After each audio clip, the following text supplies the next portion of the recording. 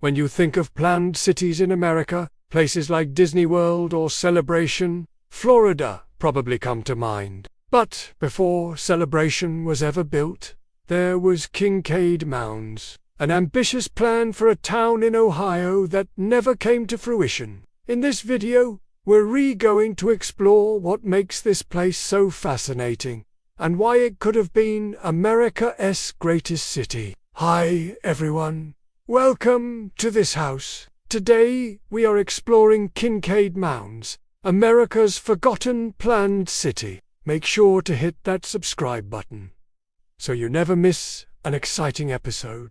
Now, without further ado, let's get into today's video. This park would contain a lake in its center, as well as gardens, picnic areas and walking paths. At the top of the highest hill, they planned to build a large administration building that would serve as the focal point of the city's government. He organized the Kincaid Land Company to oversee the development and began advertising the city in national magazines such as Sunset and Country Life in America. People from all over the country began to purchase lots in the new city, with many of them hoping to build their dream homes. But just when all hope seemed lost, the Works Progress Administration, or WPA, stepped in to help. The WPA was a government agency created in 1935 to provide jobs for those who were unemployed during the Great Depression. Most of the land that was originally purchased for the city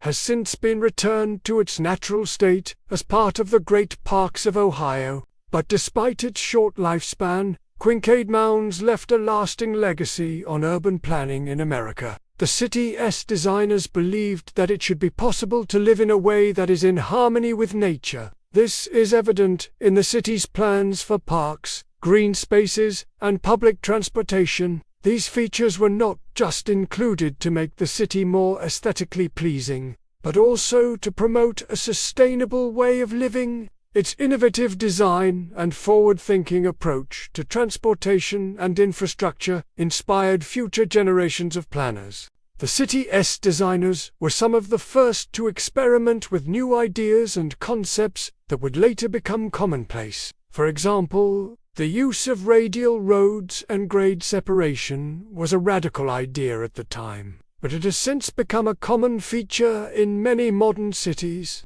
And while you're there, make sure to hit that subscribe button so you never miss an exciting episode of this house. I would also like to take a moment to say a special thank you to our supporters whose names you can see on screen right now. If you would like to see your name on the screen and show the world your support for this, let me know. The same can be said for the city's focus on sustainability and walkability. These were not popular concepts in the early 20th century, but they are now widely embraced by urban planners. In fact, many of the features that were included in the original plan for the city, such as the use of radial roads overall, Kincaid Mounds was an ambitious plan for a city that was ahead of its time. While it ultimately failed due to a combination of factors, its innovative design and forward-thinking approach to transportation, infrastructure and sustainability left a lasting legacy on urban planning in America. And grade separation can still be seen in many modern cities throughout the country. They funded various public works projects throughout the country, such as the construction of roads, bridges, and buildings. In contrast to traditional cities which grew organically over time, planned cities are designed from scratch with specific goals in mind. For example, some planned cities are designed to be self-sufficient, with all the necessary infrastructure and amenities within walking distance. Others are designed to be environmentally friendly with green spaces and public transportation. Whatever the goals may be, planned cities offer a unique approach to urban living that can provide residents with a sense of community and convenience. With WPA funding, construction on the city's infrastructure was able to continue, and eventually the city's basic services were restored. This allowed people to once again begin purchasing lots in the city and building their dream homes.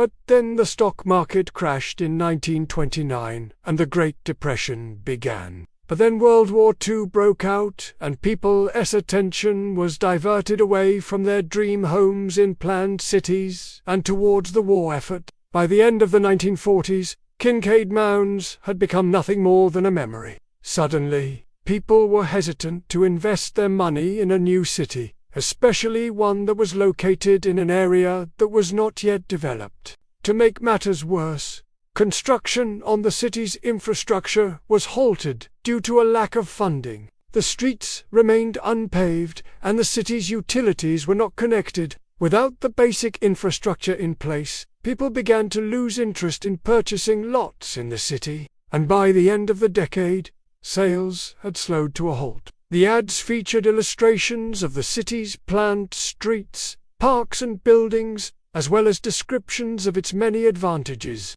One brochure even boasted that Kincaid Mounds was, quote, a city planned for health and happiness. From this central hub, 6 radial roads would radiate outwards, connecting the city to the surrounding towns and countryside. The story of Kincaid Mounds begins in 1908, when Charles Sumner Schneider purchased 760 acres of land near the Little Miami River in southwestern Ohio. Every major street would be connected to the others by a network of overhead bridges, allowing residents to travel throughout the city without having to stop at intersections. This design not only reduced the number of traffic accidents, but also made the city more livable by reducing noise and pollution. His vision for the land was to create a planned community unlike any other, with wide streets, parks and public buildings, all connected by a streetcar line. He named his project Kincaid Mounds after a local Native American tribe. But how did he come up with such a unique idea? Well, it helps to know a bit about Schneider's background. Schneider hired landscape architect John Nolan to help him design the streets, parks, and other public spaces. Nolan was well known for his expertise in designing park systems and had already designed parks in several major cities, including Cleveland, Detroit, and St. Louis. Together, they developed a plan for a city that would be laid out on a series of hills and valleys, with each hill being named after a different state. This design would not only make the city more visually appealing, but also more functional by taking advantage of the natural topography of the land. A civil engineer by trade, Schneider had worked on several major construction projects throughout his career. In fact, he helped design and oversee the construction of the Panama Canal. It was during his time working abroad that he saw firsthand the problems associated with poorly planned cities, namely overcrowding, poor sanitation, and inadequate housing. This experience inspired him to create a model city that would address these issues. Upon returning to the United States, he purchased the 760 acres of land near the Little Miami River and got to work. The centerpiece of the city would be a large park located in the lowest area, which would be accessible by a series of ramps from the surrounding hills. But the most unique aspect of the city's design was its streetcar system. By 1924, the master plan was complete, and Schneider began to market the lots to potential buyers, and it seemed as though Schneider's plan was working. It seemed as though the city of Quincardia was doomed to become a ghost town. By the end of the 1930s, the city's population had grown to several hundred people. Today, all that remains of the city is a few streets, some houses, and a park. One of the most important legacies of Kincaid Mounds is the concept of the planned city. Another important legacy of Kincaid Mounds is its focus on sustainability. Finally, Kincaid Mounds left a lasting legacy on the field of urban planning. While Kincaid Mounds may no longer exist, its legacy lives on through the field of urban planning and the cities that were inspired by its innovative design. Thank you all for watching. I really hope that you enjoyed this video. Which feature of Kincaid Mounds was your favorite? Let me know down below in the comments section.